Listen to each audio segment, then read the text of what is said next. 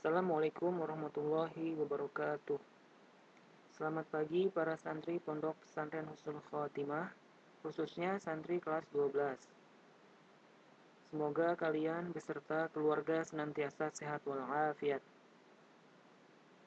Pada pertemuan kali ini, kita akan belajar tentang materi akuntansi.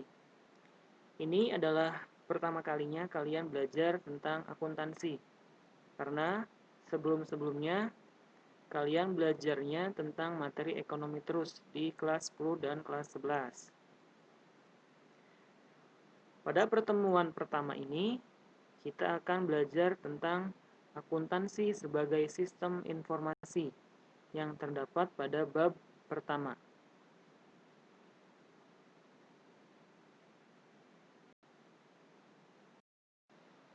Tujuan pembelajaran.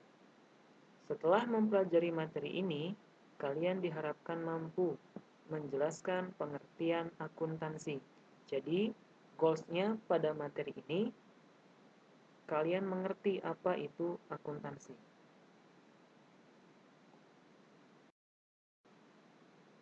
Nah, di sini ada nilai dan karakteristik bangsa. Kalian bisa baca dan pahami.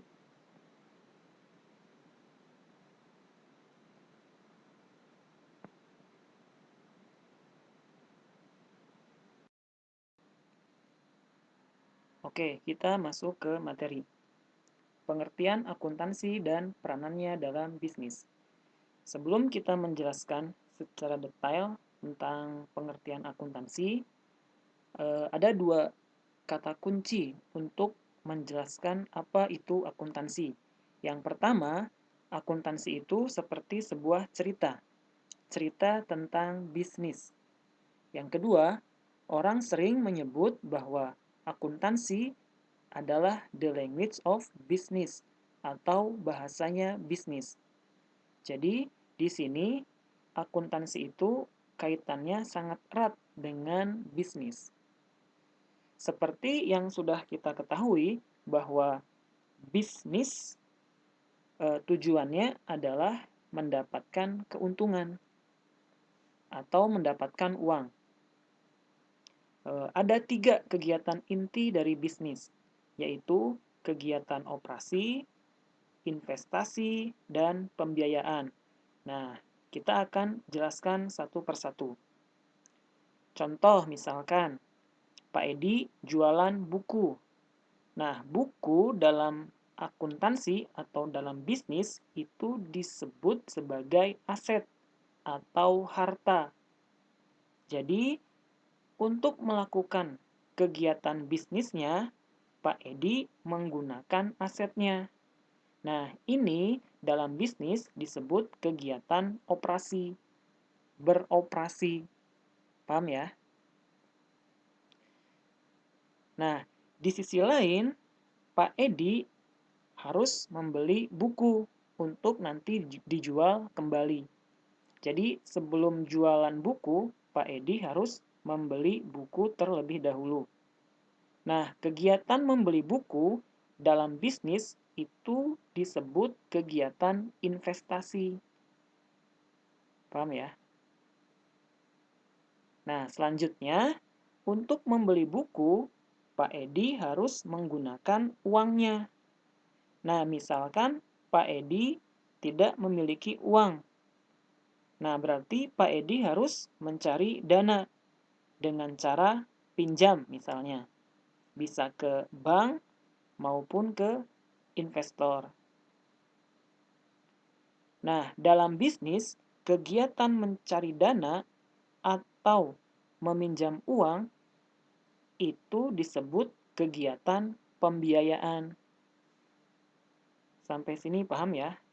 Jadi, ada 3 kegiatan inti dari bisnis, yaitu kegiatan operasi, investasi, dan pembiayaan. Nah, terus apa hubungannya dengan akuntansi? Oke, jadi misalkan gini, Pak Edi itu mencatat kegiatan bisnisnya. Dan dengan catatan itu, Pak Edi menceritakan keadaan bisnisnya. Nah, di sini Pak Edi mulai bercerita, cerita tentang bisnis. Misalnya, Pak Edi menceritakan untungnya berapa, eh, punya utang berapa. Nah, itu Pak Edi ceritakan. Diceritakan ke perusahaannya, misalkan ke karyawan-karyawannya. Nah, di sini Pak Edi mengkomunikasikan keadaan bisnis. Untuk bercerita atau untuk mengkomunikasikan keadaan bisnis itu tidak mudah. Butuh yang namanya alat untuk bercerita. Nah, dalam bisnis, alat untuk bercerita itu dikenal dengan sebutan akuntansi. Nah, seperti itu. Nah, Pak Edi mengkomunikasikan keadaan bisnisnya. Nah, untuk mengkomunikasikan keadaan bisnis, itu perlu yang namanya bahasa bisnis. Nah, orang sering menyebutnya dengan sebutan akuntansi. Makanya, akuntansi itu disebut dengan istilah the language of business. Nah, jadi untuk bercerita atau untuk menceritakan keadaan bisnis kita ke orang lain itu tidak mudah. Butuh catatan. Nah, catatan-catatan itu tertuang dalam sebuah laporan keuangan. Nah, laporan keuangan ini dinamakan akuntansi.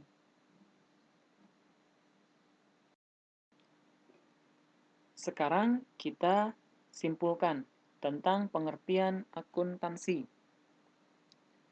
Akuntansi adalah suatu sistem informasi yang menyediakan laporan untuk para pemangku kepentingan mengenai aktivitas dan kondisi ekonomi perusahaan.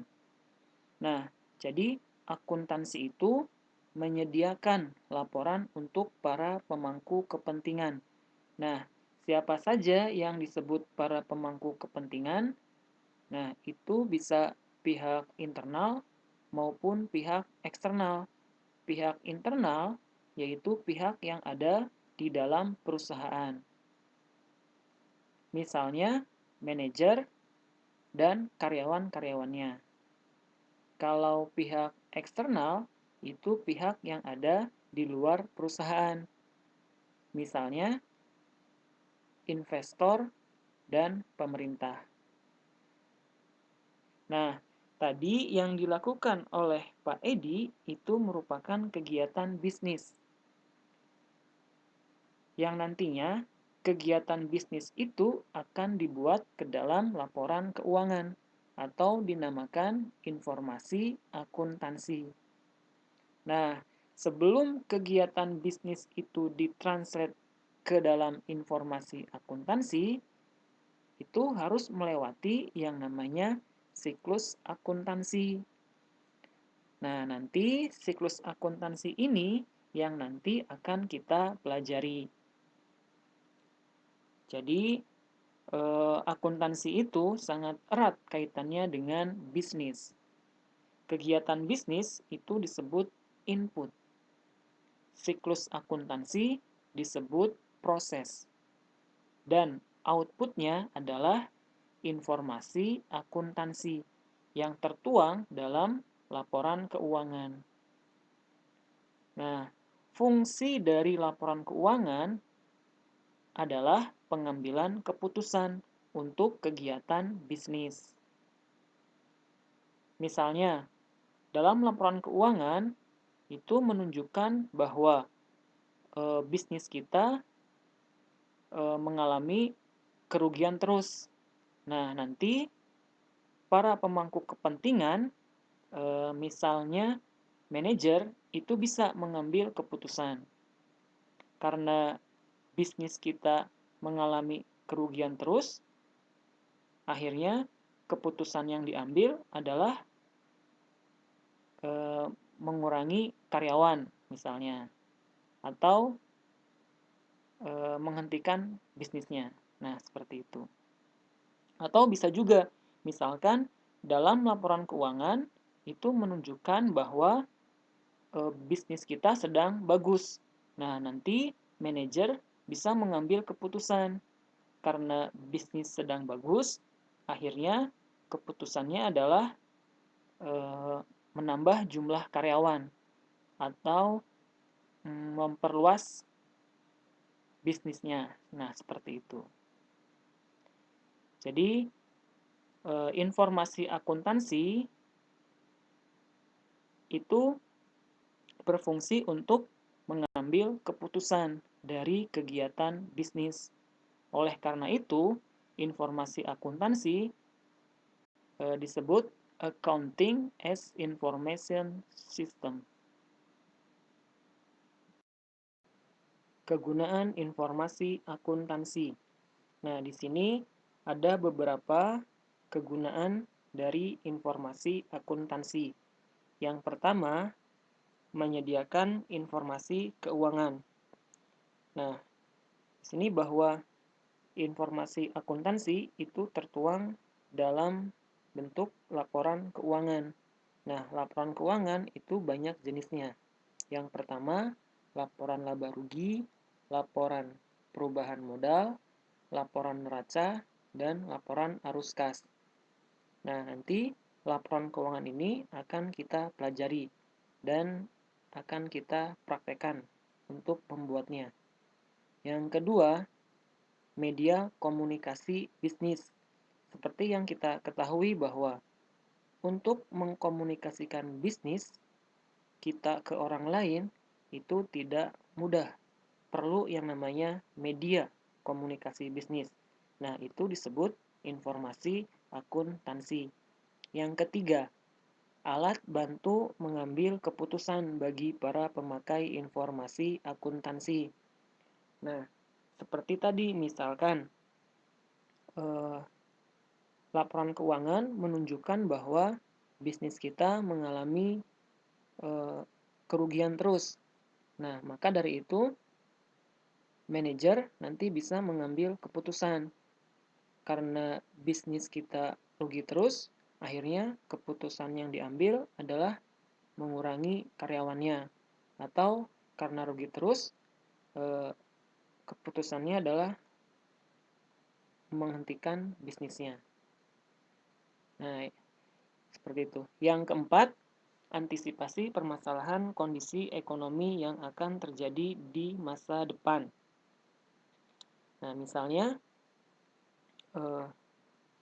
informasi akuntansi menunjukkan bahwa kerugian yang dialami perusahaan itu diakibatkan karena banyaknya kehilangan. Nah, dengan akuntansi, kondisi seperti itu dapat diketahui sehingga ke depannya akan lebih berhati-hati.